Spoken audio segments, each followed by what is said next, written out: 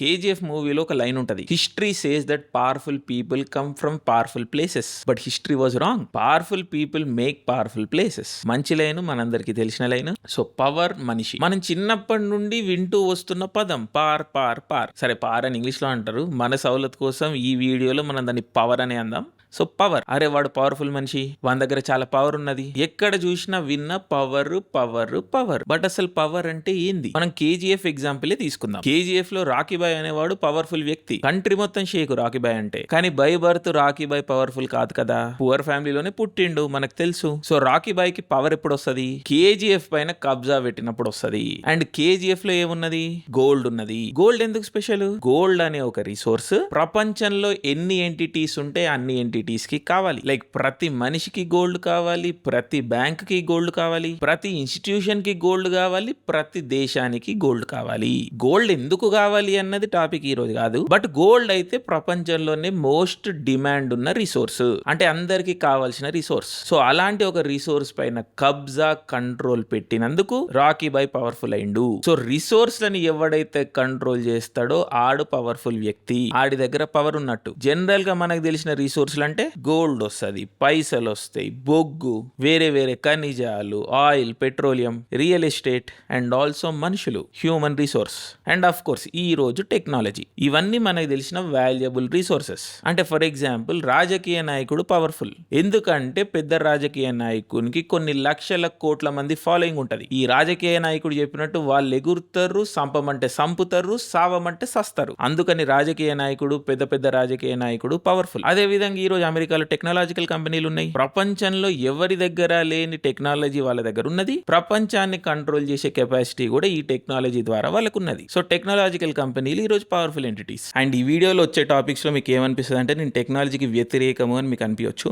టెక్నాలజీని మనం టూల్ లాగా వాడుకొని మన పర్సనల్ స్కిల్ అప్గ్రేడేషన్ కి వాడుకున్నన్ని రోజులు టెక్నాలజీ ఒక పర్పస్ సాల్వ్ చేస్తుంది. అండ్ ఎగ్జాక్ట్లీ అలాంటి ఒక టెక్నాలజీని మీ ముందుకు పట్టుకొస్తున్నాను, అదే supernova AI. Again technology AI అనేది మన పర్సనల్ స్కిల్ అప్గ్రేడేషన్ కి యూజ్ అవ్వాలి. అండ్ సూపర్నోవా ఏఐ ఎగ్జాక్ట్లీ అదే పర్పస్ ని సాల్వ్ చేస్తుంది. అంటే ఫర్ ఎగ్జాంపుల్ మన అందరి దగ్గర టాలెంట్ ఉన్నది, కానీ ఈ కాంపిటేటివ్ ప్రపంచంలో మనం అందరము ఒక అన్కంఫర్టబుల్ రియాలిటీని ఫేస్ చేయాలి. మనం ఎంత టాలెంటెడ్ అయినప్పటికీ కూడా ఈ ప్రపంచం మనల్ని ఇంగ్లీష్ మాట్లాడగలుగుతామా లేదా అన్న ఒక సిచ్యువేషన్ ని బట్టే మన మెరిట్ ని జడ్జ్ చేస్తూ ఉంటది. మీరు ఒక రూమ్ లో స్మార్టెస్ట్ పర్సన్ అవ్వచ్చు, కానీ మీరు మీ ఐడియాస్ ని ఇంగ్లీష్ లో కాన్ఫిడెంట్లీ ఎక్స్ప్రెస్ చేయలేనప్పుడు మీ టాలెంట్ అనేది ఇన్విజిబుల్ గానే మిగిలిపోతుంది. అదే మీకంటే తక్కువ టాలెంట్ ఉన్న వాళ్ళు కూడా బెటర్ కమ్యూనికేషన్ ఉన్నప్పుడు వాళ్ళు మీకన్నా ముందుకు వెళ్ళిపోగలుగుతారు. ఇక్కడ ప్రాబ్లం మీ ఇంటెలిజెన్స్ కాదు, కేవలం డైలీ ప్రాక్టీస్ చేసుకోవడానికి ఒక ఎన్వైరన్మెంట్ లేకపోవడమే. దీనికోసం మళ్ళీ మీరు స్కూల్కి వెళ్ళాల్సిన పని కూడా లేదు. కేవలం ఆ గ్యాప్ ని బ్రిడ్జ్ చేసి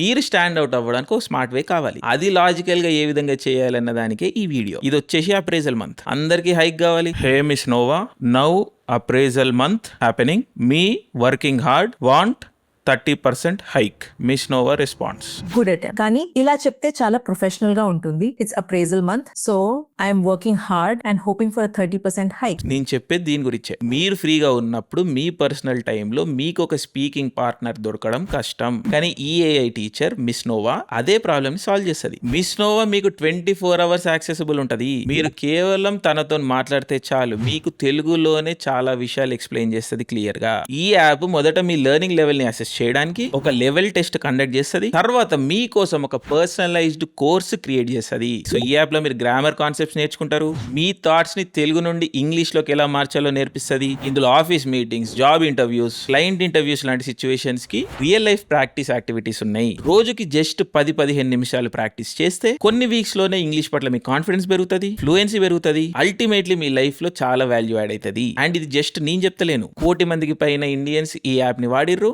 వాళ్ళు సూపర్నోవా ఏఐ నమ్ముతున్నారు. సో దాంట్లోంచి వస్తున్న కాన్ఫిడెన్స్ ఇది. సో మీరు స్మార్టెస్ట్ వేలో ఇంగ్లీష్ నేర్చుకుందాం అనుకుంటే డిస్క్రిప్షన్ లో ఉన్న లింక్ ని క్లిక్ చేసి స్పెషల్ ఆఫర్ ని తీసుకోండి. మీరు సూపర్నోవా ఏఐ ప్రీమియం ట్రయల్ ని కేవలం $9 స్టార్ట్ చేయొచ్చు, కానీ ఇది లిమిటెడ్ ఆఫర్ మాత్రమే. అండ్ మొదటి 1000 మంది ఇన్స్టాల్ చేసిన వాళ్ళకే దొరుకుతుంది. సో టైం వేస్ట్ చేయకండి, అసలు లింక్ ఇప్పుడే క్లిక్ చేయండి. దాంతో పాటుగా మీ ఇంగ్లీష్ స్పీకింగ్ కాన్ఫిడెన్స్ ని కూడా బిల్డ్ చేసుకోండి. సో ఈ ఎగ్జాంపుల్స్ ద్వారా మీకు ఈ విషయం అర్థమైందని అనుకుంటున్నాను. అదేంటంటే ఏదైతే వాల్యుబుల్ విషయమో అది రిసోర్స్, దేనికైతే మార్కెట్ లో డిమాండ్ ఉంటుందో అది రిసోర్స్. ఆ రిసోర్స్ ని ఎవడైతే కంట్రోల్ చేస్తాడో వాడు పవర్ఫుల్, వాని దగ్గర పవర్ ఉన్నట్టు. ఈ బేసిక్ ఇక్కడి వరకు క్లియర్ గా అర్థమైందని అనుకుంటున్నాను. ఇది చాలా ఇంపార్టెంట్. సో ఇప్పుడు మనం నెక్స్ట్ లెవెల్ చూసుకుంటే మనకు తెలుసు కేజీఎఫ్ అనేది ఒక అబద్ధం సినిమా కదా, తప్పదు. సో కేజీఎఫ్ లో అబద్ధం ఏంటంటే రాకీ బాయ్ లాంటి ఒక అనామకుడిని అంత పవర్ఫుల్ కానిస్తారు అనేది అబద్ధం. రియాలిటీలో అట్లా జరగదు. అట్లీస్ట్ లాస్ట్ 500 ఇయర్స్ లో అయితే జరగలేదు. మీరు అడగొచ్చు లాస్ట్ 500 ఇయర్స్ లో ఏం జరిగిందిరా అని. లాస్ట్ 500 ఇయర్స్ లో ప్రింటింగ్ ప్రెస్ పుట్టింది. ఈ ప్రింటింగ్ ప్రెస్ అనేది ఒక సపరేట్ సబ్జెక్ట్, దీని మీద మనం తర్వాత ఎప్పుడన్నా మాట్లాడదాం. బట్ ప్రింటింగ్ ప్రెస్ పుట్టడంతో ఏం జరిగిందంటే మీడియా పుట్టింది, ఇన్ఫర్మేషన్ డిస్ట్రిబ్యూషన్ సిస్టమ్స్ పుట్టినాయి. But at the same time జనాలకు తెలియని విషయం ఏంటంటే అదే టైం నుండి propaganda, fake news, mass public psychological operations ఇలాంటి విషయాలు కూడా స్టార్ట్ అయినాయి. అంటే జనాలకు అబద్ధాలు ఫీడ్ చేసుడు, వాళ్ళ రియాలిటీని కంట్రోల్ చేసుడు ఒక లార్జ్ స్కేల్లో స్టార్ట్ అయినాయి. అంటే కోర్ లెవెల్లో మనుషుల సైకాలజీ, సైకోసిస్, రియాలిటీ పర్సెప్షన్ ని కంట్రోల్ చేయడం స్టార్ట్ చేసిర్రు. దీని వల్ల ఏం జరిగిందంటే ఎవడైతే ఈ మీడియాని, ఈ ప్రింటింగ్ ప్రెస్ ని కంట్రోల్ చేస్తుండో వాడికి సంబంధించిన వ్యక్తులే ఎప్పటికీ పవర్ లో ఉండే విధంగా ఒక సిస్టమ్ అనేది సెట్ అయిపోయింది. అందుకని మనం చూసుకున్నప్పుడు నా రీసెర్చ్ లో తేలిన విషయం ఏంటంటే గత 400 సంవత్సరాల్లో ప్రింటింగ్ ప్రెస్ ప్రచురణ ఏదైతే మాస్ లెవెల్లో అడాప్షన్ జరిగిందో ఆ రోజు నుండి, అంటే గత 400 ఇయర్స్ నుండి ఒక్కడు కూడా బాటం నుండి మీదికి వచ్చిన వ్యక్తి లేరు. రియల్ పవర్ఫుల్ వ్యక్తి బాటం నుంచి వచ్చినట్టు దాఖలాలు మనకి లేవు. ఇది చాలా చాలా ఇంపార్టెంట్ విషయం. మీరు అబ్జర్వ్ చేయండి, గుర్తుపెట్టుకోండి. గ్రౌండ్ నుంచి, బాటం నుంచి, జీరో నుంచి ఎవడన్నా పవర్ఫుల్ వ్యక్తి అయిండు అని మనం తవ్వుకుంటూ పోతే 1537 కి పోవాల్సి వస్తున్నది. అంటే వరల్డ్ హిస్టరీలో 1537లో టోయోటోమి హిడేయోషి అని ఒక పవర్ఫుల్ వ్యక్తి పుట్టిండు. పుట్టినప్పుడు పవర్ఫుల్ కాదు, అనామకుడు, పెజెంట్, కార్మికుడు, కటిక దరిద్రంలో పుట్టిండు. అలాంటి ఒక పొజిషన్ నుండి ఫ్యూడల్ జపాన్ లో అంచెలంచెలుగా ఎదిగి మోస్ట్ పవర్ఫుల్ పర్సన్ అయిండు. అగైన్ 1598 లో చచ్చిపోయిండు. సో నా రీసెర్చ్ లో నేను చాలా స్టడీ చేసినాను, చాలా వెతికినాను. కానీ నాకు టోయోటోమి హిడేయోషి తర్వాత గ్రౌండ్ అప్ నుండి, గ్రౌండ్ జీరో నుండి ఎటువంటి నెట్వర్క్ సహాయం లేకుండా ఏ ఒక్క వ్యక్తి అంత పవర్ఫుల్ అయినట్టుగా మనకి చరిత్రలో లేదు, ప్రపంచంలో ఎక్కడా కూడా లేదు.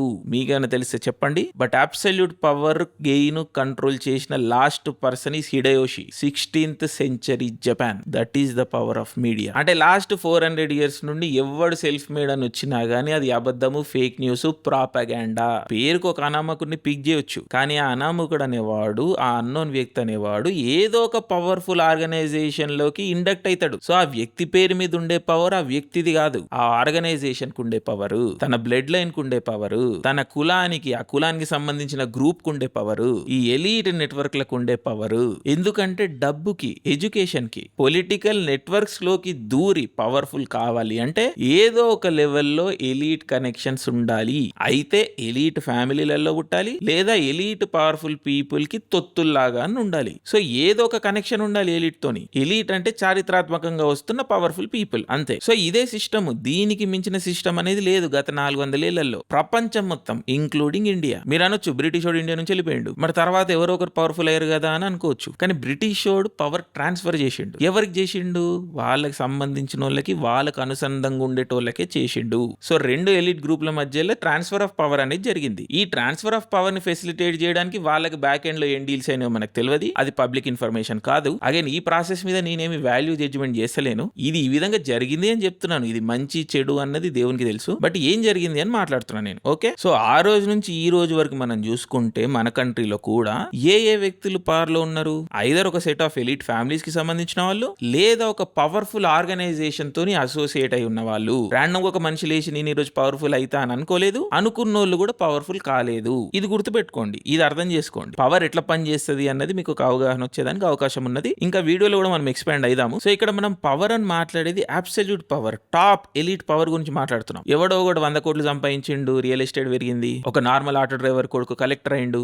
ఈ ఒక బేసిక్ లెవెల్ వరకు అప్వర్డ్ మొబిలిటీ అనేది ఉంటది. బట్ ఇలాంటి వ్యక్తులని మీదున్న వ్యక్తి ఇట్లా సింగిల్ హ్యాండ్ తోని క్రష్ చేసేయచ్చు. సో ఆ పవర్ గురించి మనం మాట్లాడుతున్నాము. అర్థమైందని అనుకుంటున్నాను. సో పాయింట్ ఏంటంటే పవర్ అనేది వారసత్వంలో వస్తుంది, ఇన్స్టిట్యూషన్స్ నుండి వస్తుంది, అండ్ ఈ నెట్వర్క్లలోనే ఉంటది. వీళ్ళు పవర్ ఎవరితోని షేర్ చేసుకోరు, అండ్ ఈ పవర్ ని మెయింటైన్ చేయడానికి ఏమన్నా చేయగలుగుతారు. అండ్ ఈ రియల్ పవర్ కి కామన్ మ్యాన్ కి యాక్సెస్ అనేది ఉండదు. అసలు రియల్ పవర్ అనేది ఎట్లుంటుందో కూడా కామన్ మ్యాన్ కి తెలియదు, అంటే మనకు అవగాహన లేదు. దీనికి ఎగ్జాంపులే లాస్ట్ 400-500 ఇయర్స్ లో ఒక్క కామన్ మ్యాన్ కూడా పవర్ఫుల్ అనేటోడు కాలేదు. సో ఇక్కడ వరకు అర్థమైందని అనుకుంటున్నాను. క్యూట్ స్టోరీలు కదా, కొంచెం అర్థమైతే మెల్లనే. అర్థం కాకపోతే వినండి, ఇంకొంచెం మనం ఎలాబరేట్ చేద్దాం. Bertrand Russell, famous philosopher, theorist, ఆయన పవర్ గురించి ఒక మాట అన్నాడు. Power is the driver of important men and is insatiable. Power కి ఒక ఆకలి ఉంటది, తిన్నా కొద్దీ ఆకలి పెరుగుతూనే పోతది, కానీ తగ్గే ముచ్చటనే కనిపించదు. పవర్ కి ఇంకా పవర్ కావాలి,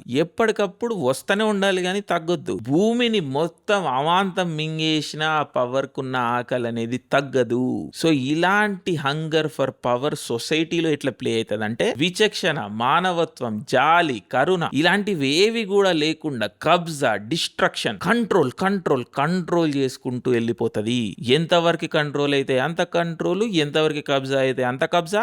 ఎవడు చచ్చినా ఫరక్ పడదు, కంట్రీలు డిస్ట్రాయ్ అయిపోయినా ఫరక్ పడదు, అసలు అద్దు ఆపు బౌండరీ అనేది ఉండదు. This is the destructive, corrosive nature of power. రాక్షసత్వం ఇది పవర్ అంటే. సో ఈ రాక్షసత్వానికి మనం కొన్ని ఎగ్జాంపుల్స్ చూద్దాం చరిత్రలో. ఈ పవర్ కోసం కొంతమంది వ్యక్తులు ఎటువంటి దారుణాలు చేసిర్రు, కొన్ని గ్రూపులు ఎటువంటి అమానుష కార్యక్రమాలు చేసిర్రు. ద హోలోడోమార్, 20వ శతాబ్దం మొదలు రష్యన్ విప్లవం, రష్యన్ రెవల్యూషన్. ఈ విప్లవంలో భాగంగా రష్యన్ చక్రవర్తిని, జార్ని చంపిర్రు, జార్ ఫ్యామిలీని చంపిర్రు, తన మొత్తం ఫ్యామిలీని ఊచకోతకు గురి చేసిర్రు కమ్యూనిస్ట్ టెర్రరిస్టులు ఆర్ విప్లవకారులు, బేస్డ్ ఆన్ యువర్ డెఫినిషన్. మీరు ఎట్లా అనుకుంటే అట్లీగా. ఈ మొత్తం రెవల్యూషన్ ఒక క్లాసిక్ ఎగ్జాంపుల్ అన్నమాట పబ్లిక్ ప్రాపగాండాకి, ఒక చారిత్రాత్మక అబద్ధానికి. రాజు అనేటోడు చక్రవర్తి, సామ్రాజ్యవాది అంటే ఇంపీరియల్ ఫోర్స్. సో ఆబ్వియస్లీ ఇలాంటి ఒక వ్యవస్థలో పవర్ అనేది కొంతమంది దగ్గరనే ఉంటది అండ్ జనాలు ఎంతో కొంత లెవెల్లో సఫర్ అవుతారు. సో దీనికి, ఈ సఫరింగ్ కి వ్యతిరేకంగా జనాల నుండి ఒక విప్లవం పుట్టింది, ప్రజా విప్లవం. ఈ విప్లవానికి ఒక సిద్ధాంతం అనేది ఏర్పడ్డది, అదే కమ్యూనిజం. ప్రజలందరూ సమానం, అందరూ ఒకటే.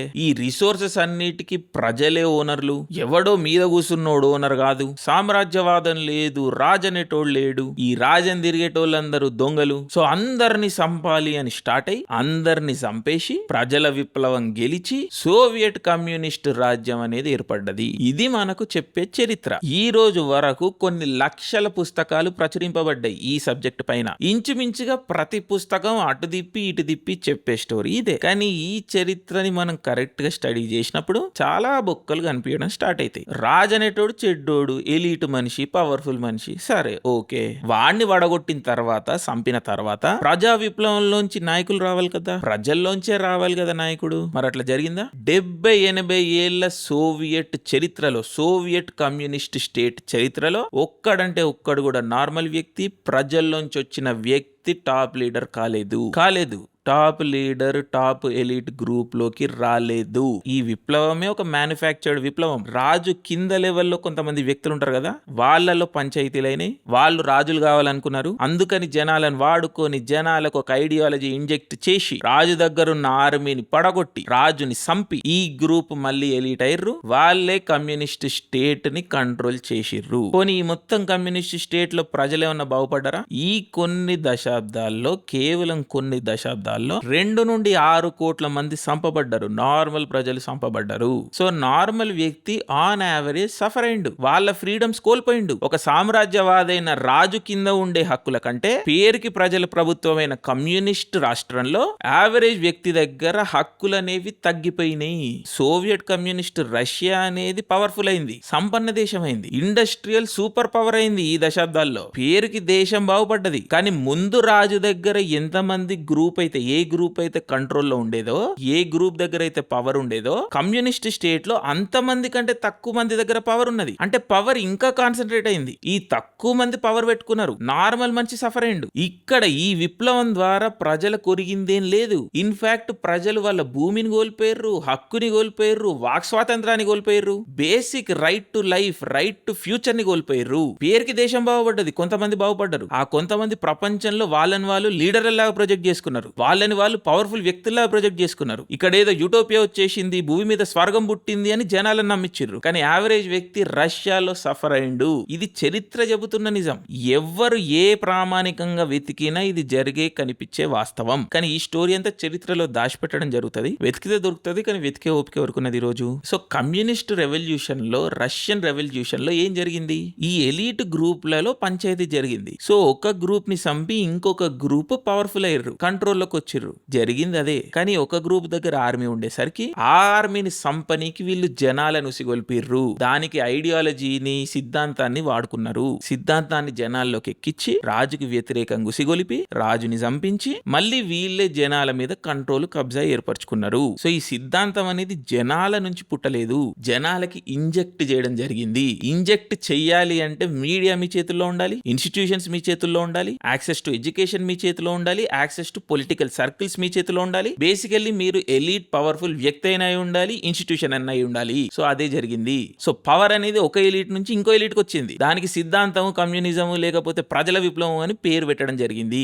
అర్థం చేసుకోండి ఏం జరిగింది ఇక్కడ అని. It was a power struggle between two elite groups. It was not a public revolution. It was not. ఇప్పుడు దీనికి చాలా మంది చరిత్రకారులు వచ్చేసి ఇదబద్ధం అని చెప్పడం జరుగుతుంది. ఇక్కడ కింద కామెంట్స్ లో కూడా మనకు వచ్చి అది ఇది మాట్లాడుతూ ఉంటారు. మనకి థ్రెట్స్ కూడా వస్తూ ఉంటాయి. 1,00,000 పుస్తకాలు రాసినంత మాత్రాన, ప్రింటింగ్ ప్రెస్ ఉంది కదా అని గుద్దినంత మాత్రాన అబద్ధాలు వాస్తవాలు అయిపోవు. ఆ రెఫరెన్స్ ఈ రెఫరెన్స్ అని చెప్పినంత మాత్రాన నిజాలు అబద్ధాలు అయిపోవు. సో అర్థం చేసుకునే ప్రయత్నం చేయండి, నిజాన్ని ఛేదించండి. నన్ను కూడా నమ్మొద్దు, నన్ను నమ్మొద్దు, ఎవరిని నమ్మొద్దు, మీకు మీరు తెలుసుకోండి. ఓకే. సో మిలోవాన్ జీలాస్ అనే కమ్యూనిస్ట్ ఫిలాసఫర్ ఈ కొత్త రూలింగ్ క్లాస్ ని నోమన్ క్లాతురా అన్నాడు. అండ్ వాస్తవానికి వీళ్ళు అసలు కొత్త రూలింగ్ క్లాస్ కూడా ఏం కాదు. ఇందాక చెప్పినట్టు ముందు రాజు కింద వీళ్ళు కొంచెం తక్కువ పవర్ లో ఉండేటోళ్ళు, వీళ్ళకి ఇంకా ఎక్కువ పవర్ కావాలనిపించింది. సో ప్రజల్ని వాడుకొని రాజు ఆర్మీని ఓడగొట్టి రాజుని, రాజు ఫ్యామిలీని చంపి వీళ్ళు వెళ్ళి అక్కడ కూర్చున్నారు. వీళ్ళే nomenklatura, the new ruling class. Okay. But this is by no means or explanation people's revolution or people's authority. ప్రజలు ఏ రోజు కూడా పవర్ లోకి రాలేదు. నార్మల్ ప్రజలు ఏ రోజు కూడా సోవియట్ దేశంలో పవర్ లోకి రాలేదు. మీదున్నోడే ఉన్నాడు, అదే రూలింగ్ క్లాస్, అండ్ వాళ్ళు ఆ లిమిటెడ్ పవర్ఫుల్ ఎలిట్ గ్రూపే. సో వీళ్ళకి ప్రజల పవర్ తెలుసు కాబట్టి ఒక్కసారి వీళ్ళు అధికారంలోకి రాగానే ప్రజల హక్కులని అణిచివేసిర్రు. ప్రజలకి రోడ్ల మీద వచ్చే అధికారాన్ని బంద్ చేసిర్రు. ప్రజలందరూ గుమ్మిగూడి మాట్లాడుకునే అధికారాన్ని తీసేసిర్రు. ప్రతి ప్రజల్ని పోలీస్ చేసిర్రు. ఒక పోలీస్ స్టేట్ ని ఎస్టాబ్లిష్ చేసిర్రు. కమ్యూనికేషన్ ని కట్ చేసిర్రు. ఇన్ఫర్మేషన్ సిస్టమ్స్ ని హైజాక్ చేసిర్రు. Total media blockade, control. జనాల్ని ఒకరితో ఒకరిని మాట్లాడుకోని లేదు, ఒకరిని ఒకరితో అసోసియేట్ గానీ లేదు. బేసికల్లీ ట్రావెలింగ్ ని కూడా కంట్రోల్ చేసిర్రు. రిసోర్సెస్ మీద కంప్లీట్ కబ్జా చేసి జనాలని కేవలం ఫ్యాక్టరీ వర్కర్ లాగా, ఫ్రీ ఫ్యాక్టరీ వర్కర్ లాగా కన్వర్ట్ చేసిర్రు. పనిచేయనికి శక్తి ఉండాలి కాబట్టి ఇంత తిండి పడేసిర్రు, అది కూడా చాలా తక్కువగా పడేసిర్రు. అంటే ఎంత అమానుషాలు, ఎంత దారుణాలు చేసిర్రో మనం వద్దాం ఇక్కడికి. బేసిక్ ఒక కల్చర్, కంట్రీ ఏ విధంగా అయితే ఫామ్ అవుతుందో, family structure, kinship groups, association with land ownership, ఇవన్నీ నార్మల్ వ్యక్తి కోల్పోయిండు. అనాథైపోయిండు, అనామకుడు అయిపోయిండు. కోట్ల మంది చచ్చిపోయారు, సంపబడ్డరు. వాళ్ళ సఫరింగ్, ఒక యావరేజ్ రష్యన్ వ్యక్తి సఫరింగ్ ఈ రోజు కూడా ఆగలేదు. సోవియట్ ప్రభుత్వం కుప్పకూలిపోయి కూడా 20-30 ఏళ్ళు అవుతుంది. కానీ ఆ సఫరింగ్ అనేది ఈ రోజు కూడా ఆగలేదు. సో ఇక్కడ మనం అర్థం చేసుకోవాల్సింది ఏంటంటే, సిద్ధాంతం అనేది ఒక బ్రెయిన్ వాషింగ్ టూల్, ఒక ప్రాపగాండా. మాసెస్ ని, ప్రజల్ని కంట్రోల్ చేయడానికి ఎలీట్ మీడియా ద్వారా వాడే ఒక propaganda brain washing tool. Imperialism, socialism ఇవన్నీ బోగస్ మాటలు. So called socialist communist country అయిన సోవియట్ యూనియన్ అన్నిటికన్నా పెద్ద ఇంపీరియల్ శక్తి. ఇప్పుడు మనం యుక్రెయిన్ కేసు తీసుకుందాం. రష్యా అనేది ఒక కంట్రీ, చారిత్రాత్మకంగా వస్తున్న ఒక కంట్రీ. కానీ సోవియట్ యూనియన్ అంటే రష్యా ఒక్కటే కాదు. Ukraine, Belarus, Uzbekistan, Kazakhstan, Georgia, ఇట్లా ఇంకా 14 కంట్రీస్ ఉంటాయి సోవియట్ యూనియన్ అంటే. రష్యాతోని కలుపుకొని ఈ 15 countries Soviet union. But as always ఆధిపత్యం మాత్రం రష్యాదే.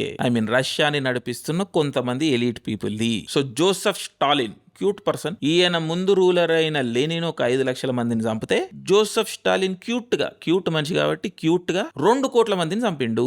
స్టాలిన్ చేసిన అతి నీచమైన కృత్యాల్లో హోలోడోమార్ అనేది ఒకటి. ఇందాక చెప్పినట్టు యుక్రెయిన్ అనేది ఒక సెపరేట్ కంట్రీ. ఆ కంట్రీకి ఒక కల్చర్ ఉన్నది, ఎకానమీ ఉన్నది, ఐడెంటిటీ ఉన్నది. ఈ విషయం సోవియట్ లీడర్లకి నచ్చదు. స్టాలిన్ కి అయితే అసలే నచ్చదు. ఎందుకంటే తన పవర్ డైల్యూట్ అవుతుంది కదా దీనివల్ల. అండ్ స్టాలిన్ కి ఏమో యుక్రెయిన్ యొక్క రిసోర్సెస్ కావాలి, ఎందుకంటే తన పవర్ పెరగాలి అంటే రీసోర్సెస్ మీద కంట్రోల్ పెరగాలి కదా. సో యూక్రెయిన్ యొక్క నేషనల్ ఐడెంటిటీని చంపేసి యూక్రెయిన్ యొక్క రిసోర్సెస్ ని అంటే ధాన్యాన్ని వగైరా కొట్టేయాలి. సో ఏం చేసిండు జోసెఫ్ స్టాలిన్? అదే చేసిండు. సో యూక్రెయిన్ యొక్క గ్రాస్ రూట్స్ ని టార్గెట్ చేసిండు, విలేజెస్ ని టార్గెట్ చేసిండు, ప్రతి బస్తా ఇంత ధాన్యం శిస్తు కట్టాలి అని టార్గెట్ ఫిక్స్ చేసిండు. అక్కడ న్యాచురల్ గా పండేదానికన్నా చాలా ఎక్కువ ఇచ్చిండు టార్గెట్లు మిస్ అయిన ఊర్లని వెలివేయడం, ప్రజల్ని ఊర్లు దాటి పోనీయకపోవడం, ఆ ఊర్లోకి సామాన్లు గిన రానియకపోవడం, ఇట్లా మెల్లమెల్లగా ప్రతి ఊరు టార్గెట్ అయింది. యూక్రెయిన్ మొత్తంలో ఆకలి స్టార్ట్ అయింది. ఇది ఏ లెవెల్లో జరిగిందంటే పోలీసులు వచ్చి జనాల్ని చెక్ చేసేటోళ్ళు. ఎవరైనా జర బుగ్గలు కనిపించినా, చచ్చిపోకుండా బతుకున్నట్టు కనిపించినా, వీళ్ళ దగ్గర ఎక్కడో ధాన్యం దాచిపెట్టున్న సీక్రెట్ గా, అందుకని వీళ్ళు చచ్చిపోతలేరు, జర బుగ్గలు కనిపిస్తున్నాయి, జర లావు కనిపిస్తున్నారు, సో వాళ్ళని చంపేసి వాళ్ళ దగ్గర ఉన్న ధాన్యాలు తీసేసుకొని వాళ్ళ ఫ్యామిలీలను చచ్చిపోని వదిలేసేటోళ్ళు. ఇట్లా ఆకలి అనేది తాండవం చేసింది. ఆకలి తట్టుకోలేక చాలా మంది చచ్చిపోయారు. ఆకలి సావు ఇస్ ద వర్స్ట్ సావు, గుర్తుపెట్టుకోండి. సో ఆకలి మీద మనిషి అనేటోడు ఒక్క రోజులో చచ్చిపోడు, 40-50 రోజులు పడుతుంది వాడికి చచ్చిపోనికి. అండ్ ఈ 40-50 రోజులు వాడు సఫర్ అయితేనే ఉంటాడు.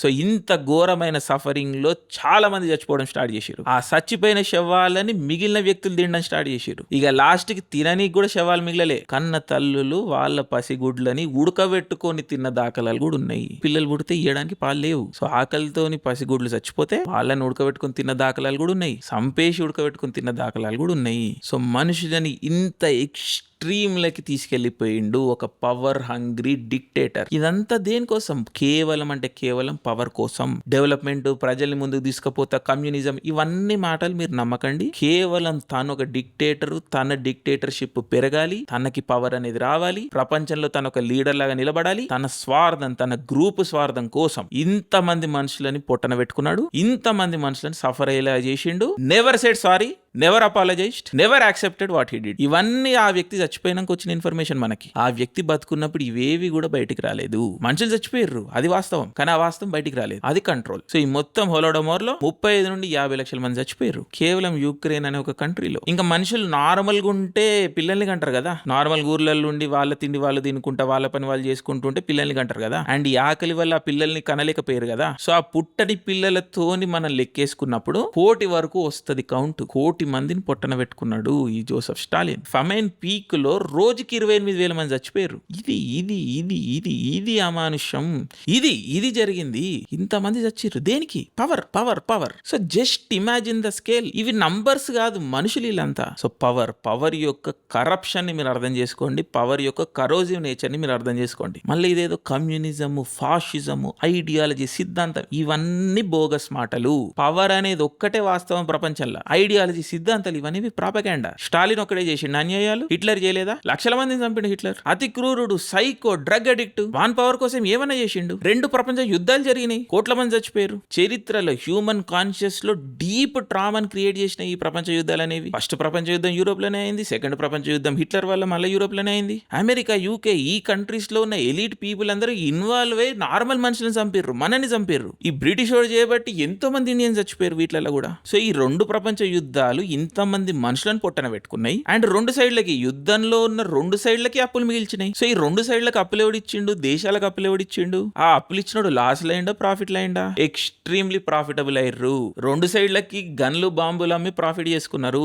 అండ్ అక్కడితో నాగకుండా యుద్ధం అయిపోయిన తర్వాత 2 కంట్రీలలో ఇంత డిస్ట్రక్షన్ జరిగింది కదా, ఇంత ప్రాపర్టీ డ్యామేజ్ జరిగింది కదా, ఆ డిస్ట్రక్షన్ కి గురైన ప్రాపర్టీలని తక్కువ ప్రైజ్ లకు కొనుక్కొని దేశాలనే బానిసల్లా చేసుకున్నారు. అది ఈ రోజు కూడా వాస్తవం. సో లేని డిస్ట్రక్షన్ ని క్రియేట్ చేసి, ఆ డిస్ట్రక్షన్ ని ఫండ్ చేసి, కోట్ల మందిని పొట్టన పెట్టుకొని, ఆ డిస్ట్రక్షన్ అనేది క్రియేట్ అయిన తర్వాత ఆ డిస్ట్రక్షన్ అయిపోయిన ల్యాండ్ ని తక్కువ ప్రైజ్ లకి కొట్టేసి వాటి మీద కబ్జా పెట్టి, ఈ రోజుకి కొంతమంది వ్యక్తులు, కొంతమంది ఫ్యామిలీలు, కొన్ని ఎలిట్ గ్రూప్ లో ప్రపంచం మీద కంట్రోల్ పెంచుకున్నాయి. సో పవర్ అనేది డిస్ట్రక్షన్ క్రియేట్ చేసి, కేఆస్ క్రియేట్ చేసి ఇంకా పవర్ఫుల్ గా అవుతుంది. సో అర్థం చేసుకోండి పవర్ అనేది ఎట్లా పనిచేస్తుందని. యుద్ధం అంటేనే ప్రాఫిట్ కొంతమంది పవర్ఫుల్ వ్యక్తులకి, కానీ ఆ యుద్ధం యుద్ధం యొక్క డిస్ట్రక్షన్ ని ఫేస్ చేసేది మనము, రిసోర్సెస్ కోల్పోయేది మనము, ప్రాణాలు కోల్పోయేది మనము, ఆఖరికి ఆ డిస్ట్రక్షన్ తర్వాత బానిసలయ్యేది మనము. ఇదే వాస్తవం. సో ఇక్కడ ఏం జరుగుతుంది మనం అర్థం చేసుకునే ప్రయత్నం చేద్దాం. కొంతమంది పవర్ఫుల్ పీపుల్ వాళ్ళకి రిసోర్సుల పైన ఉన్న కబ్జాని వాడుకొని స్టేట్ ఇన్స్టిట్యూషన్స్ ని,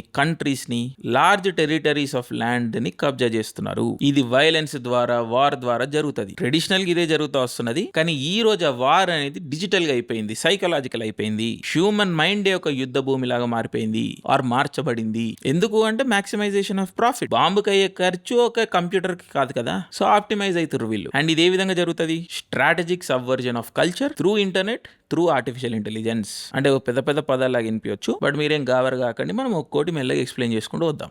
ఆల్గోరిథమిక్ హెజ్మనీ. ముందు మనుషుల్ని ఏ విధంగా కంట్రోల్ చేసేటోళ్ళు? భూమి మీద కబ్జా పెట్టుకొని ఈ ఫ్యూడల్స్ అనేవాళ్ళు జనాల్ని కంట్రోల్ చేసేటోళ్ళు. కానీ ఈ రోజు ఈ టెక్నో ఫ్యూడల్ దొరలు డిజిటల్ టెరిటరీస్ ని కంట్రోల్ చేసి ఆల్గోరిథమ్స్ తోని మన లైఫ్ ని, మన సోషల్ లైఫ్ ని, మన ఈకనామిక్ లైఫ్ ని డిక్టేట్ చేస్తున్నారు, ఇంక్లూడింగ్ అవర్ పాలిటిక్స్. అసలు ఇక్కడ మనం ఎంత అవలగాలం అంటే మనమే ట్రైన్ చేస్తున్నాం ఫ్రీగా ఈ మోడల్స్ ని. ఈ మోడల్స్ అన్నిటిని మనం వాడి వాటికి డేటా ఫీడ్ చేసి వాటిని మొత్తం ట్రైన్ చేసి లాస్ట్ కి అవే మన మీద ఎక్కి కూర్చొనే రోజుకి తెచ్చుకుంటున్నాము. అండ్ ఏ విధంగా కొంతమంది ఎలీట్ పీపుల్, బ్యాంకర్స్ ప్రపంచ యుద్ధాల్లో 2 సైడ్లకు అప్పులు ఇచ్చిర్రో, ఈ రోజు ఈ టెక్నో ఫ్యూడలిస్టులు జనాలని కల్చర్ వార్స్ పేరు మీద, ఐడియాలజీల పేరు మీద, రిలీజన్ల పేరు మీద, భాషల పేరు మీద విడగొట్టి కొట్టుకునేలా చేస్తున్నారు. మైక్రో యుద్ధాలు క్రియేట్ చేస్తున్నారు సోషల్ మీడియాలో.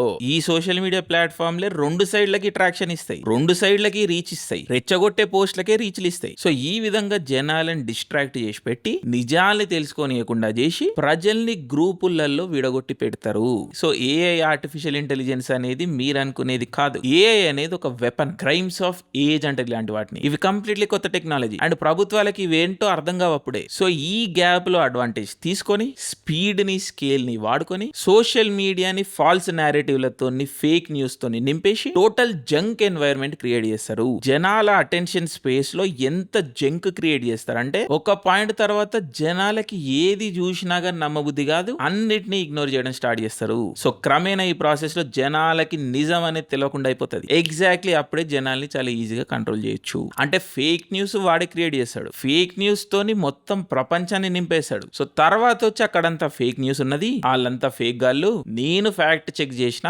కరెక్ట్ న్యూస్, కరెక్ట్ ఇన్ఫర్మేషన్ కేవలం నా దగ్గరనే ఉన్నది అంటాడు, నమ్మిస్తాడు. ఇక అప్పటి నుండి వాడొక్కడే సోర్సు, వాడొక్కడే నిజం, మీ నిజం, మనందరి నిజము. ఈ విధంగా ఏఐని, టెక్నాలజీని, సోషల్ మీడియాని వాడి మన రియాలిటీని హైజాక్ చేస్తున్నారు. అండ్ ఇవన్నీ డేటా సెంటర్లు, లక్షల కోట్ల ఖర్చు, ఇన్ని రిసోర్సెస్, ఇవన్నీ దేనికి? నీకు నాకు స్టూడియో గిబ్లీ ఇమేజ్లు జనరేట్ చేసుకోనికా కాదు. ఇదంతా సర్వేలెన్స్ ఇన్ఫ్రాస్ట్రక్చర్. మనందరము 24 hours వాచ్ చేయబడుతున్నాము. మన చేతుల్లో, మన ఇళ్లలో ఉన్న డివైజెస్ అన్ని మన నింటున్నాయి, మనల్ని చూస్తున్నాయి, మనల్ని వాచ్ చేస్తున్నాయి. మన ప్రతి క్లిక్ ని, ప్రతి ట్యాప్ ని, ప్రతి స్క్రోల్ ట్రాక్ అవుతున్నాయి. ఆ ఇన్ఫర్మేషన్ అంతా స్టోర్ చేయనికే ఈ డేటా సెంటర్లు. దీన్ని బట్టి మన బిహేవియర్స్ అన్ని అనలైజ్ చేసి రాను రాను క్రమేణా మెల్లమెల్లగా మన ఇండిపెండెన్స్ ని ఎలిమినేట్ చేస్తారు. దీనికోసం సోషల్ క్రెడిట్ సిస్టమ్స్ అని, ఫేషియల్ రికగ్నిషన్స్ అని ఇలాంటి టెక్నాలజీని ఇంట్రడ్యూస్ చేస్తారు. ఇనిషియల్ గా ఏదంతా మన సేఫ్టీ కోసం అని చెప్తారు. మన సేఫ్టీ గురించి ఆలోచించడానికి ప్రపంచంలో వీళ్ళంతా లక్షల కోట్లు ఖర్చు పెడుతుర్రు అంటే నమ్మనీకి మనం అవలగాలి. కానీ మనల్ని నమ్మిస్తారు, మెల్లమెల్లగా మనల్ని జైళ్లలో,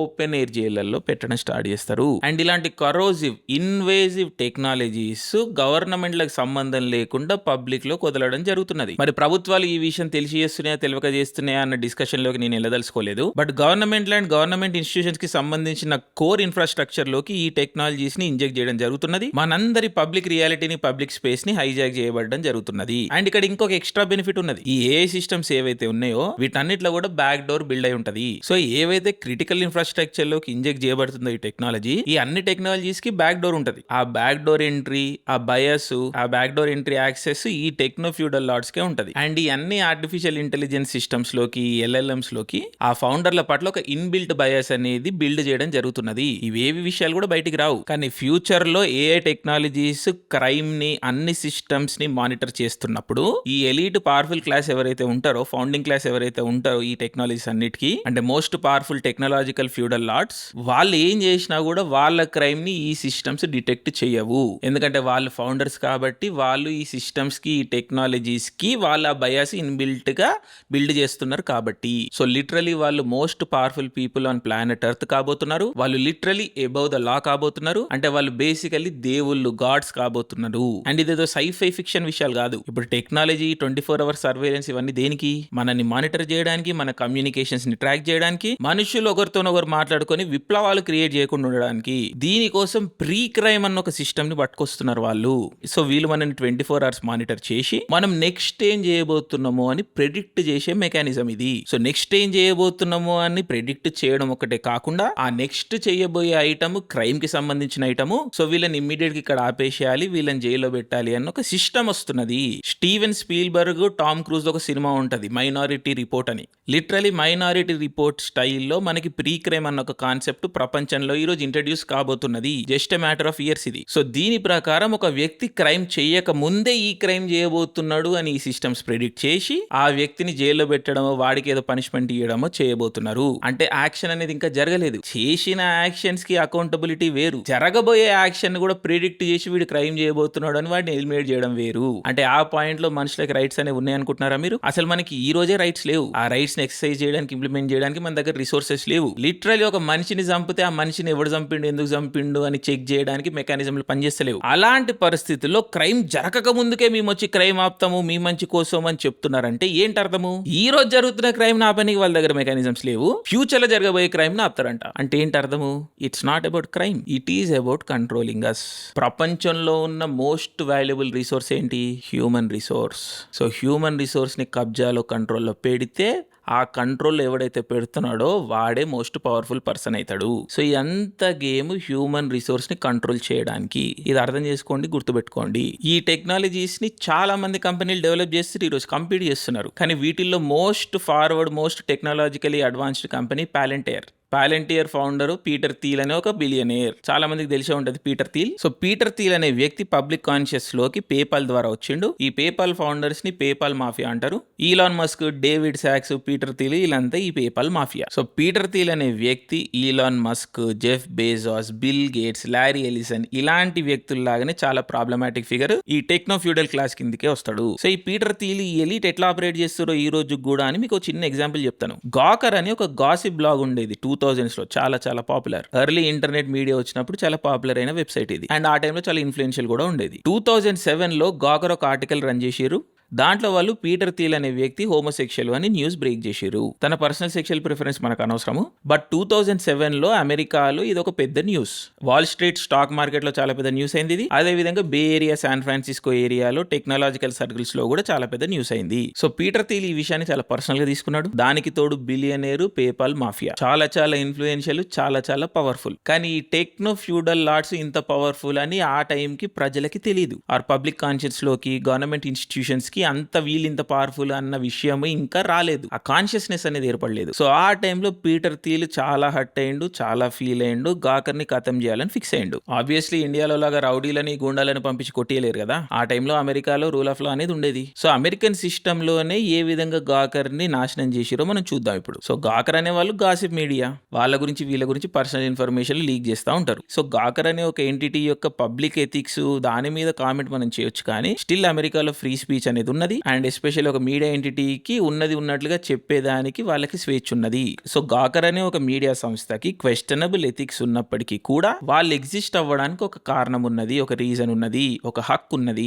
సో ఇదే ప్రక్రియలో వాళ్ళు ఇంకొక న్యూస్ బ్రేక్ చేసిర్రు, ఇంకొక వీడియోని లీక్ చేసిర్రు. సో సెక్స్ టేపులు లీక్ అవుతున్న జమానాది. కిమ్ కార్డాషియన్, ప్యారిస్ హిల్టన్ ఇలాంటి వాళ్ళ చాలా మంది పాపులర్ పీపుల్ సెక్స్ టేపులు రిలీజ్ అయినాయి. అండ్ అది వాళ్ళు మార్కెటింగ్ టూల్ లా వాడుకొని చాలా డబ్బులు కూడా సంపాదించుకున్నారు. ఈ రోజు వాళ్ళలో చాలా మంది బిలియనీర్లు కూడా అయ్యారు. సో ఇదే క్రమంలో హల్క్ హోగన్ అనే ఒక పాపులర్ వ్యక్తి, పాపులర్ రెస్లర్, 90s కిడ్స్ అందరికి తెలుసు హల్క్ హోగన్. హల్క్ హోగన్ తో ఒక సెక్స్ టేప్ రిలీజ్ అయింది. ఈ సెక్స్ టేప్ ని గాకర్ మీడియా లీక్ చేసింది. హల్క్ హోగన్ ఒక పాపులర్ వ్యక్తి అయినప్పటికీ కూడా ఆయన దగ్గర అంత డబ్బులు, అన్ని రిసోర్సెస్ లేవు ఆ టైంకి. సో ఈ పీటర్ థీల్ అనే వ్యక్తి హల్క్ హోగన్ ని రెచ్చగొట్టి గాకర్ మీడియా మీద కేసు వేపించిండు. ఈ కేసుకి సంబంధించి చాలా ఖర్చు వచ్చింది హల్క్ హోగన్ కి. ఆ డబ్బులన్నీ పీటర్ థీలే పెట్టుకున్నాడు. దగ్గర $10 మిలియన్ ఖర్చు అంతా పీటర్ థీలే పెట్టిండు. And finally Gawker media case US ఓడిపోయింది. అండ్ ఆబ్వియస్లీ $140 మిలియన్ ఒక న్యూస్ మీడియా దగ్గర ఎందుకు ఉంటాయి? సో ఆ డబ్బులు చెల్లించలేక ఏదో ఒక అడ్జస్ట్మెంట్ సెటిల్మెంట్ చేసుకొని గాకర్ అనే ఒక మీడియా ఎంటిటీ బ్యాంకరప్ట్ అయిపోయి బంద్ అయిపోయింది. సో తన గురించి ఒక న్యూస్ లీక్ చేసిర్రు అని చెప్పేసి ఒక పాపులర్ మీడియా హౌస్ ని బంద్ చేపించాడు పీటర్ థీల్. అండ్ ఇదంతా కూడా ఒక పాపులర్ మీడియా హౌస్ కాబట్టి లీగల్ గా అప్రోచ్ అయ్యిండు. సో అర్థం చేసుకోండి ఈ పవర్ఫుల్ పీపుల్ ఏ విధంగా ఆపరేట్ చేస్తారు. ఒక్కసారి పగబట్టిర్రంటే ఎంత టైం అయినా తీసుకొని ఏ విధంగా స్ట్రాటజిక్ గా సిస్టమేటిక్ గా ఒక వ్యక్తిని ఒక ఎంటిటీని డిస్ట్రాక్ట్ చేస్తారు అని. అండ్ ఇదంతా కూడా ఏఐ లేకముందు, పాలంటీర్ అన్న ఒక కంపెనీ లేకముందు, ప్రీ క్రైమ్ అన్న ఒక కాన్సెప్ట్ లేకముందు. ఈ రోజు ఈ పాలంటీర్ లేకపోతే ఇలాంటి టెక్నాలజీస్ మన ఇళ్లలోకి వస్తున్నాయి. 24 hours మనల్ని అబ్జర్వ్ చేస్తున్నారు. మన డివైస్ లకి, మన పర్సనల్ ఇన్ఫర్మేషన్లకి, మన అకౌంట్లకి అన్నిటికీ వీళ్ళకి యాక్సెస్ ఉన్నది. మన బెడ్రూమ్ విషయాలు, మన సీక్రెట్స్, మన ప్రైవసీ మూమెంట్స్ అన్నిటిని వీళ్ళు రికార్డ్ చేసి పెడుతున్నారు, స్టోర్ చేస్తున్నారు ఈ డేటా సెంటర్లలో. మామూలుగా జనాలు అడగొచ్చు, నార్మల్ మనుషులు అడగొచ్చు, నా ఇన్ఫర్మేషన్ తీసుకొని వాడేం చేస్తాడు, నా దగ్గర ఏముంది దాచిపెట్టనీకి అని. పాయింట్ ఇక్కడ అది కాదు. ఇక్కడనే ప్రీ క్రైమ్ అన్న కాన్సెప్ట్ వస్తుంది. Access to our devices, access to our data అన్న కాన్సెప్ట్ వస్తుంది. ఫర్ ఎగ్జాంపుల్, మీకు ఒక కంపెనీ అనేది నచ్చలేదు. బిల్ గేట్స్ లాంటి ఒక వ్యక్తి వచ్చి ఇండియా అని ల్యాబొరేటరీ లాగా వాడుతున్నాము, వాళ్ళ ఎక్స్పెరిమెంటల్ వ్యాక్సిన్లన్నీ ఇండియన్ పీపుల్ మీద టెస్ట్ చేసి తర్వాత ప్రపంచానికి ఎక్స్పోర్ట్ చేస్తున్నాము అని ఒక స్టేట్మెంట్ ఇచ్చిండు. Well, when India's an example of a country where, there's plenty of things that are difficult there. The health, nutrition, education is improving, and they're stable enough and generating their own government revenue enough that it's very likely that 20 years from now, people will be dramatically better off. And it's kind of a laboratory to try things that then, once you prove them out in India, you can take to other places. And so our biggest non-US office for the foundation is in India. And then most number of pilot rollout things we're doing anywhere in the world are with partners in India. ఆ విషయం మీకు వ్యక్తిగతంగా నచ్చలేదు. దీనివల్ల Indians ఏ విధంగా damage అవుతుర్రు అని మీకు అవగాహన ఉన్నది. సో ఈ విషయం గురించి మీరు పబ్లిక్లీ వెళ్ళి మాట్లాడుతున్నారు అనుకోండి, మిమ్మల్ని ఒక single click of a button తోని నలిఫై చేసేయచ్చు. వాళ్ళ దగ్గర టెక్నాలజీ ఉన్నది. ఫర్ ఎగ్జాంపుల్, వాళ్ళకి మీ మొబైల్ ఫోన్లకి, మీ డేటాలకి, మీ ఎకనామిక్ వాటికి యాక్సెస్ ఉన్నది, మీ పర్సనల్ డివైజెస్ కి యాక్సెస్ ఉన్నది. సో వాటిల్లో ఏదైనా తప్పుడు ఇన్ఫర్మేషన్ వాళ్ళు ఫీడ్ చేయొచ్చు, తర్వాత వాళ్ళే పోలీసులకు కంప్లైంట్ ఇవ్వచ్చు. సో అప్పుడు మీరు చెయ్యని క్రైమ్ కి మీరు జైలుకి వెళ్ళొచ్చు, ఇంకేమైనా జరగవచ్చు మీతోని. సో సింపుల్ గా రెసిస్టెన్స్ ని, పబ్లిక్ రెసిస్టెన్స్ ని ఎలిమినేట్ చేస్తున్నారు ఈ సిస్టమ్స్ తోని. అండ్ ఇదేదో వన్ ఆఫ్ ఇన్సిడెంట్ యాక్టివిజం కి సంబంధించిన ముచ్చట కాదు. రాను రాను క్రమేణా ప్రతి ఒక్క హక్కు మన నుంచి తీసేసుకోవడం జరుగుతున్నది. మన భూములు, మన ల్యాండ్లు తీసేసుకోవడం జరుగుతున్నది. గ్లోబల్ వార్మింగ్ పేరు మీద ఎనర్జీ కోటాలు రాబోతున్నాయి, డిజిటల్ కరెన్సీలు రాబోతున్నాయి. మన డబ్బులు, మన సొంతంగా సంపాదించుకున్న డబ్బులు, మనం కావాల్సిన వస్తువులు కొనుక్కోలేము, ఎందుకంటే digital currency, programmable currency. Hard note అయితే ఎవరి దగ్గర ఇచ్చినా తీసుకుంటాడు ఎవడన్నా. డిజిటల్ కరెన్సీలో ఏ వస్తువు కొంటున్నావు, ఎవరి దగ్గర కొంటున్నావు, ఎంత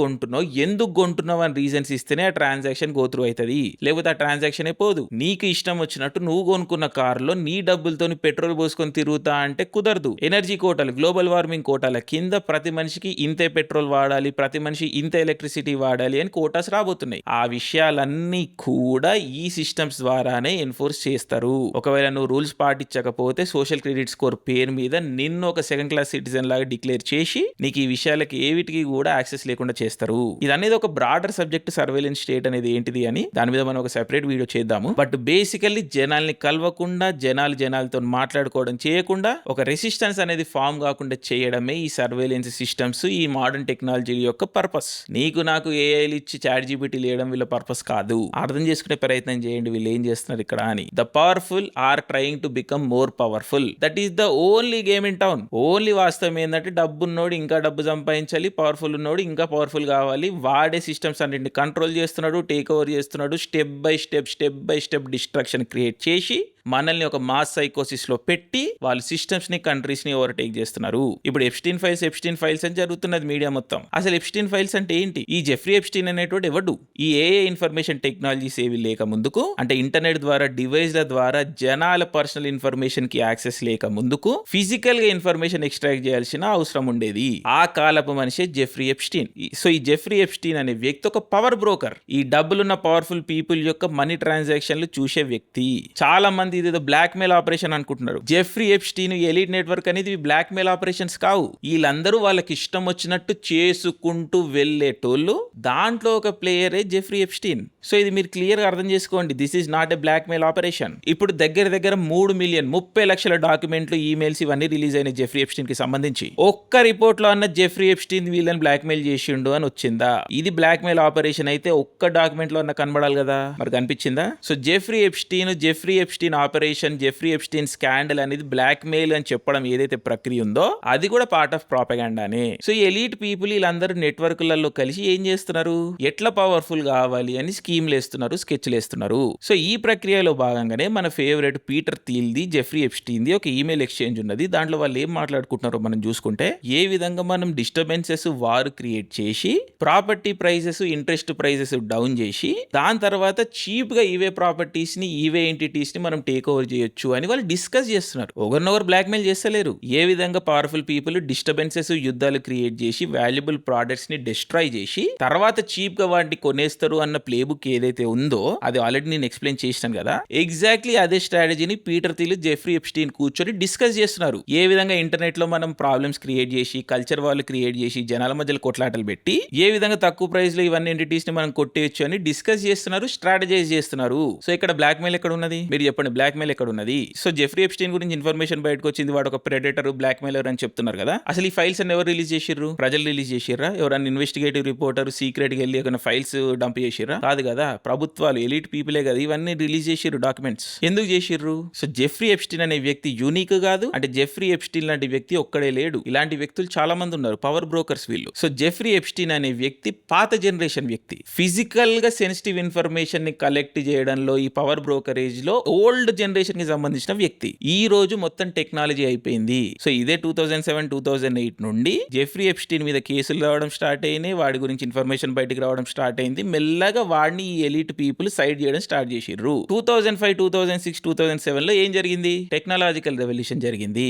జనాల ఇళ్లలోకి సోషల్ మీడియా వచ్చింది, ఈ డివైసెస్ వచ్చినాయి. బేసికలీ ఐఫోన్ ఇన్వెంట్ అయింది. సో ఒక్కసారి ఈ డివైసెస్ మన చేతుల్లోకి రాగానే జెఫ్రీ ఎప్స్టీన్ లాంటి వ్యక్తుల అవసరం అనేది లేకుండా పోయింది ఈ పవర్ఫుల్ ఎలీట్ పీపుల్ కి. ప్రపంచంలో ఎంత పవర్ఫుల్ వ్యక్తి ఇంట్లో అయిన డివైస్లు ఉన్నాయి, ఆ డివైస్ లను మానిటర్ చేసే కెపాసిటీ పవర్ఫుల్ ఎలీట్ పీపుల్ కి, టెక్నో ఫ్యూడలిస్ట్లకు వచ్చేసింది. సో జెఫ్రీ ఎప్స్టీన్ కేస్ అనేది ఒక జనరేషనల్ చేంజ్ కి మనం మార్క్ లాగా చూసుకోవాలి. ఓల్డ్ జనరేషన్ లో ఫిజికల్ గా వెళ్ళి ట్యాపింగ్లు, ఫిజికల్ గా వెళ్ళి ఇన్ఫర్మేషన్లు, ఫిజికల్ గా వెళ్ళి ఇంక్రిమినేటరీ ఎవిడెన్స్ కలెక్ట్ చేయడం ఏదైతే ఉందో, సీక్రెట్లు గ్యాదర్ చేయడం ఏదైతే ఉందో, అది ఈ రోజు టెక్నాలజీకి ట్రాన్స్ఫర్ అయిపోయింది. టెక్నాలజీ ఆ విషయాన్ని ఫెసిలిటేట్ చేస్తున్నది. సో జెఫ్రీ ఎప్స్టీన్ అనే వ్యక్తి ఓల్డ్ అయిపోయాడు. పాత ఫోన్ ని పడేసినట్టు జెఫ్రీ ఎప్స్టీన్ ని జైల్లో పడేసిర్రు. సరే ఆడు బతికిండు, చచ్చిపోయాడు అని చాలా రూమర్స్ ఉన్నాయి, అది మనకు అనవసరం, ఇప్పుడు అవి మనం ఇక్కడ నిర్ధారించలేము. బట్ ఈ కేసు అనేది ఒక జనరేషనల్ షిఫ్ట్ కి ఎగ్జాంపుల్, బ్లాక్ మెయిల్ కి ఎగ్జాంపుల్ కాదు. అండ్ ఈ విషయం జెఫ్రీ ఎప్స్టీన్ కి కూడా తెలుసు. సో జెఫ్రీ ఎప్స్టీన్, తన పార్ట్నర్ గిలెన్ మాక్స్వెల్, ఆ గిలెన్ మాక్స్వెల్ యొక్క సిస్టర్స్,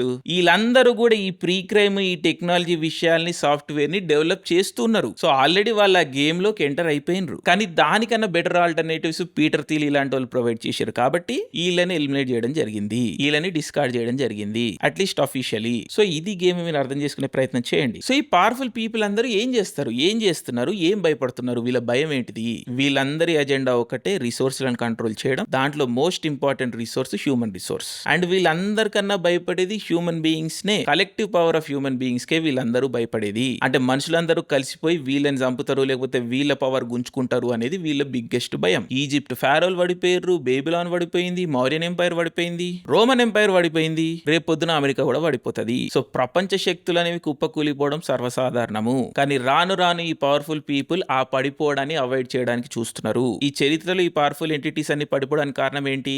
విప్లవం, ప్రజల యొక్క విప్లవం. సో సిద్ధాంతాల పేరు మీద ఈ విప్లవము, ఈ రెవల్యూషన్ ని కంట్రోల్ చేయడం ఒక ప్రక్రియ అయితే, ఈ రోజు 21st సెంచరీలో టెక్నాలజీల ద్వారా కల్చర్ వార్స్ క్రియేట్ చేసి జనాలను విడగొట్టి, జనాలకి ఇన్ఫర్మేషన్ ని కట్ చేసి, జనాలకు ఒక ఇన్ఫర్మేషన్ నైలిజం క్రియేట్ చేసి, జనాలని ఇండివిజువల్ ఎంటిటీ లాగా ప్రొజెక్ట్ చేసి, ఫ్యామిలీ స్ట్రక్చర్ ని బ్రేక్ డౌన్ చేసి, కల్చరల్ టైస్ ని, కల్చరల్ ఫ్యామిలీ కమ్యూనిటీస్ ని, ఈ కమ్యూనిటీ బాండింగ్ ని, ఇవన్నిటిని బ్రేక్ డౌన్ చేసి, మనుషులని కేవలం కన్జ్యూమర్ల లాగా నిలబెట్టి విప్లవాన్ని అణిచివేసే ప్రక్రియ నడుస్తున్నది ఈ రోజు. This is the plan. అందుకని ఎవడన్నా లీడర్ లాగా కనిపించినా, ఎవరైనా జనాల్ని చైతన్యపరులుగా చేద్దామని చూసినా, వాళ్ళని టెక్నాలజీ వాడుకుని ఎలిమినేట్ చేయడం జరుగుతున్నది. సో కంప్లీట్ గా రెసిస్టెన్స్ ని ఎలిమినేట్ చేయడము, human collective effort, collective revolutionary ఏదైతే ఏదైతే క్యాపబిలిటీ ఉందో దాన్ని నిర్వీర్యం చేసే ప్రక్రియ ఈ టెక్నాలజీ యొక్క పర్పస్. ఈరోజు ఈ టెక్నాలజీ ఓనర్లు ఎవరైతే ఉన్నారో వాళ్ళు ఈరోజు పవర్ఫుల్గా ఉండాలి, ఎప్పటికీ పవర్ఫుల్గా వీళ్ళే ఉండాలి, ఇంకా మనిషి అనేటోడు ఉండకూడదు అని క్రియేట్ చేసే ప్రాసెస్ ఏదైతే ఉందో అదే మన కళ్ళ ముందు ఈరోజు జరుగుతున్నది. ఆ ప్రాసెస్లో మనం యాక్టివ్గా రోల్ ప్లే చేస్తున్నాము, మన డిస్ట్రక్షన్లో మనమే కాంట్రిబ్యూట్ చేస్తున్నాము. ఇదే జరుగుతున్నది ఈరోజు. అట్లా అని చెప్పేసి విప్లవాలు నేపాల్లో మన విప్లవం జరిగింది, శ్రీలంకలో జరిగింది, పాకిస్తాన్లో జరుగుతుంది, అరబ్ స్ప్రింగ్ లేకపోతే ఈ కలర్ రెవల్యూషన్స్ ఇవన్నీ ప్రజా విప్లవాలు అనుకోకండి మీరు. టెక్నాలజీ ఆధారితంగా ఏ విప్లవం పుట్టినా అది ప్రజా విప్లవం కాదు. అది ఆల్వేస్ అర్థం చేసుకోండి. కలర్ రెవల్యూషన్లు మీడియా, సోషల్ మీడియా ద్వారా క్రియేట్ చేయబడినవి. ఫారెన్ ఫండెడ్ ఎన్జిఓల ద్వారా కొంతమంది పప్పెట్ లీడర్లను క్రియేట్ చేసి, ఫాల్స్ ఐడెంటిటీలు క్రియేట్ చేసి, ఫాల్స్ ఐడియాలజీలు క్రియేట్ చేసి ఫేక్ రెవల్యూషన్స్ క్రియేట్ చేయడం జరిగింది ఆర్ జరుగుతున్నది. మొన్న బంగ్లాదేశ్ లో అమెరికా నుంచి వస్తున్నాడు వాళ్ళ లీడరు, శ్రీలంకలో ఎక్కడో ముక్కు మొహం తెలియని లీడర్లు వస్తున్నారు, నేపాల్లో ఎక్కడో ముక్కు మొహం తెలియని లీడర్లు వస్తున్నారు. ఈ విప్లవాలు ప్రజలు గనక చేసుంటే, ఆర్గానిక్ గా ఒక రెవల్యూషన్ అనేది పుట్టుంటే లీడర్ అనేవాడు ప్రజల్లోంచే వస్తాడు. ఎక్కడో ఫారెన్ ఎడ్యుకేటెడ్, ఫారెన్ ఫండెడ్ లీడర్లు రారు. సో మీకు బల్ల గుర్తు నేను ఎప్పుడైనా చెప్తున్నాను, ప్రజలు అందరూ కలిసి ఉండాలి. ఏదైతే ప్రజలు ఇన్ఫర్మేషన్ గ్యాదర్ చేసుకొని లేకపోతే ప్రజల నుంచి ఏదైనా రెవల్యూషన్ వస్తుంది అని చెప్పడానికి, ప్రజల నుంచి ఒక విప్లవం పుట్టింది అని మీకు ఎవరైనా చెప్పినప్పుడు అది వాస్తవమా కాదా అని ఒకటే బెంచ్ మార్క్. అదేంటంటే ఈ విప్లవం అనేది టెక్నాలజీ ఆధారంగా జరుగుతుంది అనుకోండి, అది ఫేక్ రెవల్యూషన్. ఎందుకంటే మీడియం ఓనర్స్ మనం కాదు, అండ్ మనకు తెలుసు medium is the message. So ఒక మీడియం, ఒక ప్లాట్ఫామ్ మన కంట్రోల్లో లేనప్పుడు దాంట్లోంచి వచ్చే మూవ్మెంట్, దాంట్లోంచి పుట్టిన విప్లవం కూడా ఫేక్ విప్లవమే. ఎవడో కంట్రోల్ చేస్తున్నాడు.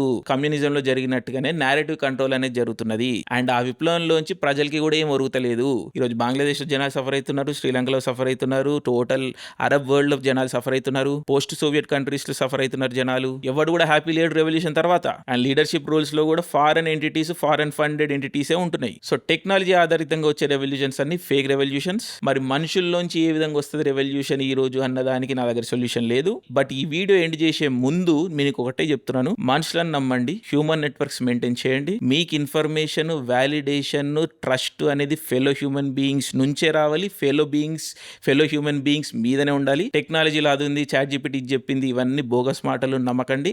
Never ever loose love towards a fellow human being. Never ever lose your trust on a fellow human being. తోటి వ్యక్తి మీద ప్రేమని, తోటి వ్యక్తి పట్ల ఇమోషన్స్ ని ఏ రోజు కోల్పోకండి. తోటి వ్యక్తి మీద ట్రస్ట్ ని ఏ రోజు కోల్పోకండి. The only way that we can fight these technologies is by being human beings. So creatively, నోటి ద్వారా, మాట ద్వారా ఎంతవరకు మీకు పాసిబుల్ అయితే అంతవరకు మీ స్కిల్ని అప్గ్రేడ్ చేసుకోండి, కమ్యూనికేషన్ అప్గ్రేడ్ చేసుకోండి, మీ హ్యూమన్ నెట్వర్క్స్ని మెయింటైన్ చేస్తూ ఉండండి. Stop engaging with these systems, stop trusting these systems. ఏదైనా టూల్ లాగా సర్వైవ్ కావడానికి వాడుకోవడం ఒక ఎత్తు, కంప్లీట్గా ఈ టూల్స్ని నమ్మేసుకొని మన టోటల్ ఇన్ఫర్మేషన్ ఇచ్చేసి మనం ఏదో చేసేస్తున్నాము అనుకొని మనం ఏదో గొప్పలం అయిపోయినాం, కూల్ అయిపోయినాం అని ఇలాంటి పిచ్చి పనులు చేయడం ఆపేయండి. మనిషికి మనిషే. మనిషిని నమ్మకుండా మీరు ఏది చేసినా కానీ మనం బానిసలం అయిపోతున్నట్టుగానే. This is the bottom line I'm trying to say here. Power అంటే ఈరోజు టెక్నాలజీ, పవర్ అంటే ఈరోజు total destruction of humanity. And we have only one way to do this, only one way to fight back. And the only answer is fight the power. How అంటే అది మీరు decide చేసుకోండి, నాకు తెలియదు. But trust a human being before you trust a machine, అంతే. ఈ techno ఫ్యూడలిస్టులు అనే వాళ్ళందరూ దొంగలు. వాళ్ళకి మన డేటా కావాలి. డేటా ఎందుకు కావాలంటే డేటా ద్వారా మనని కంట్రోల్ చేయొచ్చు. మనని కంట్రోల్ చేయడం ద్వారా హ్యూమన్ రెవల్యూషన్ ని వాళ్ళు కంట్రోల్ చేయొచ్చు. ఎప్పటికీ రెవల్యూషన్ అనేది రాకుండా చేయొచ్చు. తద్వారా ప్రపంచంలో ఉన్న ప్రతి రిసోర్స్ మీద వాళ్ళ కంట్రోల్ ఉంటది. భూమి ఉన్నన్ని రోజులు ఎప్పటికీ వాళ్ళే దేవుళ్ళు అయిపోయి ఉంటారు. అది వాళ్ళ అల్టిమేట్ ఎజెండా. ఇది వినడానికి చాలా మందికి సైఫై లాగా, ఏదో కాన్స్పిరసీ లాగా అనిపించచ్చు. అలా అనిపించే వాళ్ళ గురించి మనం ఈ రోజు తక్కువ మాట్లాడుకుంటేనే మంచిది. బట్ నా మీద మీకు ఏమాత్రం నమ్మకం ఉన్నా, ఏమాత్రం రెస్పెక్ట్ ఉన్నా, ఈ విషయంలో ఒకసారి మీరు స్టడీ చేయండి. మీ కంక్లూజన్స్ కి మీరే రండి. అగైన్ ఇది టెక్నాలజీ. ఈ టెక్నాలజీ, ఈ మీడియం ద్వారా నేను ఒక మెసేజ్ ఇస్తున్నా మీకు. సో టెక్నాలజీ ద్వారా వచ్చే ఏ ఇన్ఫర్మేషన్ ని నమ్మొద్దు అని ఈ వీడియోలోనే చెప్తున్నాను. సో నన్ను కూడా నమ్మకండి, నేను చెప్పే విషయాలు కూడా నమ్మకండి. మీ చుట్టుపక్కల మీరు జనాలు చూడండి. రోజుకు క్వాలిటీ ఆఫ్ లైఫ్ అనేది పడిపోతున్నది. జనాలు ఫ్రెండ్స్ తోనే ఏదైనా విషయం మాట్లాడాలన్నా భయపడుతున్నారు. మన కమ్యూనికేషన్స్, మన క్వాలిటీ ఆఫ్ లైఫ్, మన ఎయిర్ క్వాలిటీ, మన human relationships, family structure, community bonding, ఇవన్నీ కూడా రోజుకి తగ్గుతున్నాయా పెరుగుతున్నాయా అని మీరే చూసుకోండి. ఒకవేళ ఇవన్నీ కూడా క్వాలిటీ వైజ్ తగ్గుతున్నాయి అనుకుంటే మనకి టెక్నాలజీ ఇంట్రడ్యూస్ చేసిందే ఈ విషయాలన్నింటిలో ఇంప్రూవ్మెంట్ వస్తుందని. కానీ ఎగ్జాక్ట్లీ అదే విషయాల్లో క్వాలిటీ రోజు తగ్గిపోతుంది అన్నప్పుడు ఈ విషయాలు, ఈ టెక్నాలజీ మన లైఫ్ ని ఇంప్రూవ్ చేస్తున్నట్ట, లేకపోతే మనని కంట్రోల్ చేస్తున్నట్ట, మన లైఫ్ ని డిస్ట్రాయ్ చేస్తున్నట్ట, ఈ విషయం గురించి మీరే ఆలోచించండి. మనిషికి మనిషే, ఇది గుర్తుపెట్టుకోండి. మన సభ్యతలో మానవ సేవే మాధవ సేవ అన్నారు. Stop being a slave and servant to this technologies. Start start serving humanity. Humanity కోసం వర్క్ చేయండి, హ్యూమానిటీకి పార్టిసిపేట్ చేయండి, హ్యూమానిటీకి వాల్యూ యాడ్ చేయండి. తద్వారా మీరు సో కాల్డ్ లూజర్ అనిపించుకున్నా పర్లేదు, బికాస్ అల్టిమేట్లీ మీ వాల్యూ అనేది హ్యూమానిటీ గుర్తిస్తుంది. It's just a matter of time. So ఒక విషపూరితమైన పామును నమ్మొచ్చు కానీ ఈ టెక్నో ఫ్యూడలిస్ట్లను నమ్మేదానికి లేదు. అట్లీస్ట్ ఇది నా పర్సనల్ ఒపీనియన్. అగైన్ మీ ఒపీనియన్స్ కి మీరే రండి, మీ ఇన్ఫర్మేషన్ గ్యాదరింగ్ మీరే చేసుకోండి, మీ రీసెర్చ్ మీరే చేసుకోండి. బట్ ఒపీనియన్ కంక్లూజన్ కోసం ఈ ఏ బాట్లను అడగకండి. ఫెలో హ్యూమన్ బీయింగ్స్ ని అడగండి, ఫెలో హ్యూమన్ బీయింగ్స్ తో మాట్లాడండి. మీ కంక్లూజన్స్ ఫెలో హ్యూమన్ బీయింగ్స్ తో కమ్యూనికేట్ చేసినాకనే రండి. Okay, that is my only request. So ఇది ఈ రోజు fight the power discussion conclusion. నాకు తెలుసు చాలా ఫ్లోలో ఎక్కడెక్కడ ఏదేదో మాట్లాడినట్టు అనిపించచ్చు చాలా మందికి. దీంట్లోంచి చాలా టాపిక్స్ ఆఫ్ షూట్స్ వచ్చేదానికి అవకాశం ఉన్నది. సో వాటి గురించి కూడా మనం మాట్లాడదాం. నెక్స్ట్ ఇంకో సిరీస్ ప్లాన్ చేస్తున్నాము, అది కూడా ఒక ఫిక్షనల్ సిరీస్ ప్లాన్ చేస్తున్నాము, ఇదే డాక్యుమెంటరీ స్టైల్లో, టాకింగ్ హెడ్ స్టైల్లో. అది కూడా బాగుంటుంది. అది చూస్తే ఇంకొంచెం మీకు క్లారిటీ వచ్చేదానికి అవకాశం ఉంటుంది. ఇది జస్ట్ పైలట్ ఎపిసోడ్ లా చూడండి, ఇంకా చాలా ఎపిసోడ్స్ రాబోతున్నాయి. So stay tuned. Subscribe already చేసుకోకపోతే సబ్స్క్రైబ్ చేసుకోండి. ఒక్కటే fundamental, the only purpose of me and our team doing this is we love you and love is the glue that combines all of us. కొంచెం over అనిపించిన line ఇదే వాస్తవం. Thank you, love you all, Jai Hind.